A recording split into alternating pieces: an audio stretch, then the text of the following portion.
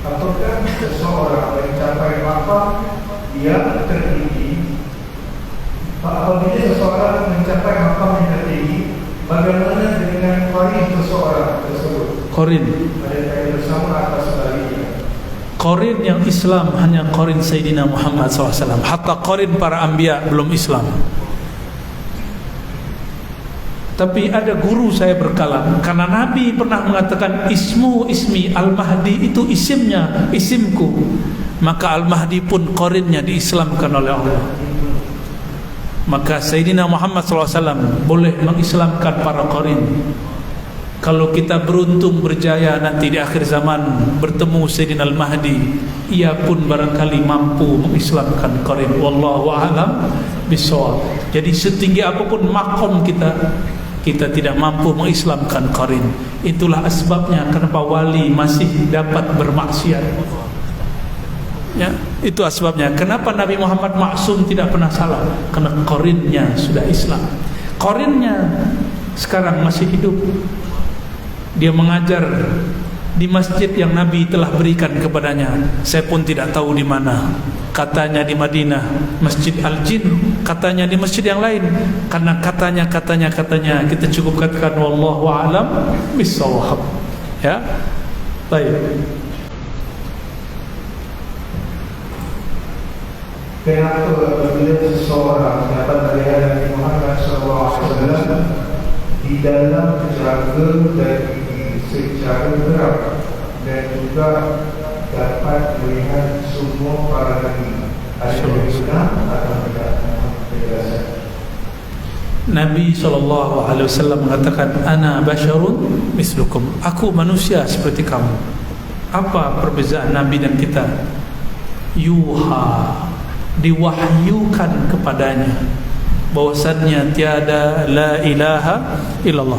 Wahyu turun ke dalam ruh, disimpan dalam sir, diterjemahkan oleh fuad, lalu dibahasakan oleh qalbu. Makanya ada orang arif billah tidak mampu membahasakannya karena makrifat dia berhenti di dalam ruh dan sirnya, belum diterjemahkan oleh qalbunya. Dia arif, doanya mustajab, tapi dia tidak mampu berkalam. Sudah jumpa orang begitu? Doanya mustajab tapi tidak mampu menjadi ceramah, tidak mampu jadi dai. Bagaimana kok ada? Kenapa ada orang melihat Nabi dalam keadaan jaga mimpi? Ini saya sampaikan. Merindukan Nabi dalam keadaan jaga lebih utama daripada bertemu Rasulullah dalam mimpi.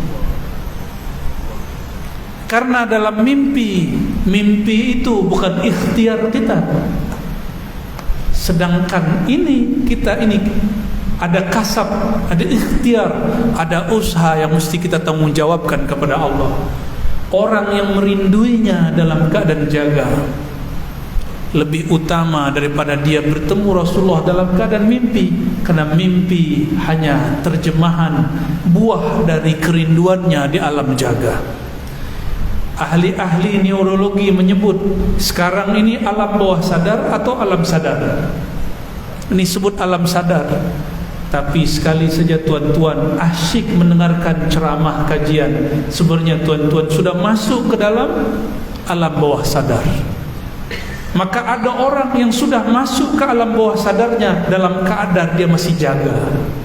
Jika ini diteruskan, ada namanya beta, theta, alfa, terus masuk ke dalam dirinya, dia jaga. Tapi fikirannya sudah masuk ke alam bawah sadarnya. Di saat itulah ruhnya diizinkan Allah memandang Sayyidina Muhammad SAW dalam keadaan jaga. Man ra'ani fil manam fasayarani yaqzah. Itulah makna siapa yang melihatku dalam mimpi, dia akan melihatku dalam keadaan jaga. Ya. Maka rinduilah ia dalam keadaan jaga. Ya. Ini amalan saya dari remaja, dari kecil. Sebelum Jumat, datang lebih awal ke masjid atau berwirid di kamar kita, di bilik kita, bersolawat kepadanya 1 jam sebelum Jumat, 60 menit saja. Kenapa orang mampu main sosial media 2 jam, main game 3 jam? Kenapa? Karena dia lebih cinta dunia daripada Nabi Muhammad SAW. Orang seperti ini minta bertemu Nabi, mustahil. Ya, maka coba latih terus. Jangan bernafsu hendak bertemu Rasulullah, karena Rasulullah tidak menemui orang yang bernafsu. Wajahnya terlalu mulia dipandang oleh orang bernafsu menatapnya. Maka dahulu adalah seorang hamba, dia merindukan Rasulullah SAW, bertahun-tahun bersolawat, 1000, 2000, tapi Allah tidak kunjung kasih hadiah mimpi. Sebelum Jumat, si hamba ini bersolawat, dia tebarlah sajadah. Dia hendak solat hajat, ingin bertemu Rasulullah, tapi dia tidak sanggup, badannya lemah, dia lelah. Maka dia ambil ujung sajadah, tangannya seperti dia tertidur. Solawat belum dibaca, solat pun belum diangkat, tapi dalam tidurnya Rasulullah mengundangnya bertemu, menjemputnya bersua, dan mengucapkan salam dan berkalam-kalam dengannya. Ketika dia bangun, orang sudah mau azan pertama. Disitulah dia menangis.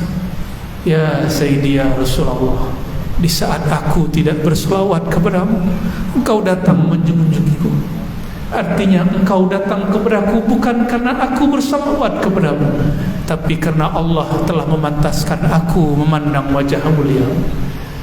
Arina wajhaka ya Sayyidi ya Rasulullah. Allahumma salli wa sallim wa barik. Dua lagi.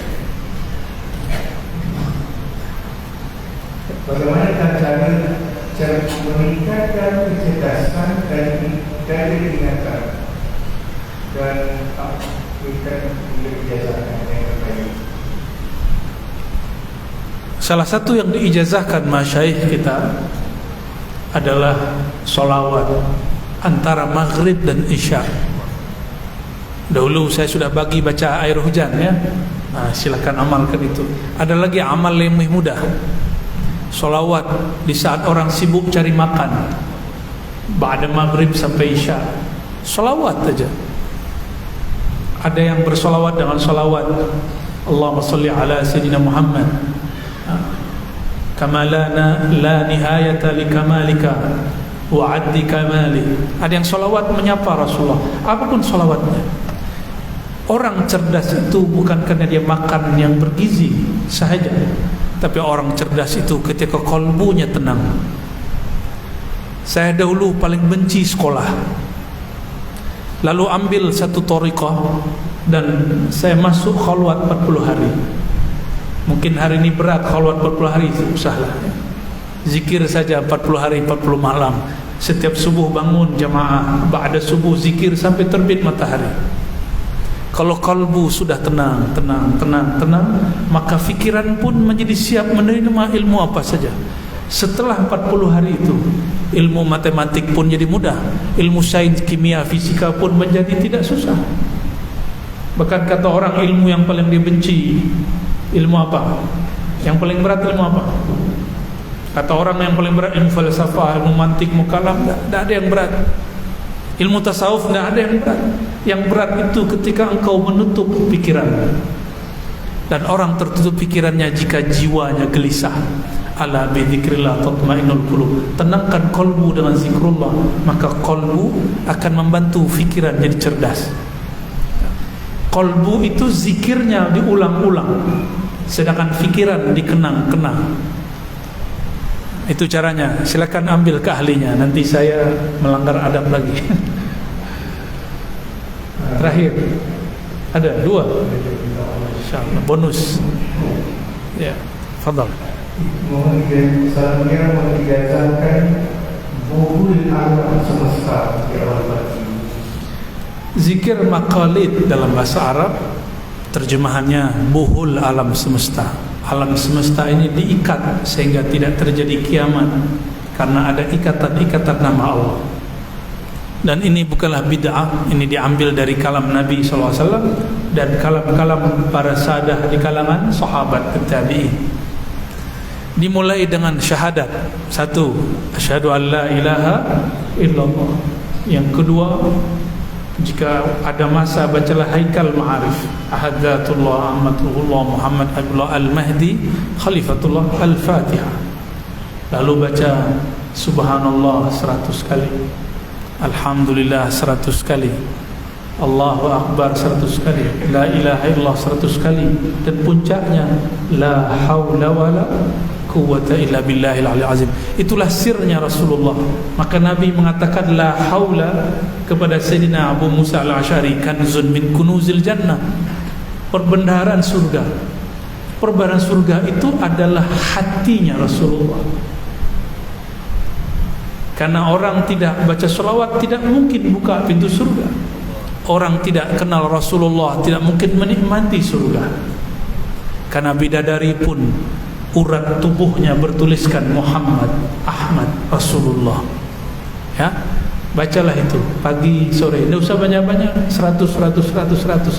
Boleh sembari drive, menyupir, sembari naik motorcycle, boleh. Boleh sembari ibu-ibu lagi masak, boleh. Lagi gym, jogging, lagi berolahraga, sport, ya, boleh, silakan. Tapi lebih afdal duduk tenang, ya, jangan duakan Allah Ta'ala. Saya memilih yang ini, jangan duakan Allah Ta'ala. Tapi jika tidak sempat, lakukan di jalan, fit turuq, dan dimanapun, ya. Wallahu a'lam bishawab. Ya, saya ijazahkan semuanya, meskipun saya tidak pantas mengijazahkannya, tapi apa boleh buat, ya, sudah langsung diminta. Ajaztukum azkar maqalidis samawati wal ard. Al-Fatihah. Ya. Wa ra'udzu billahi minadh-dhalimin.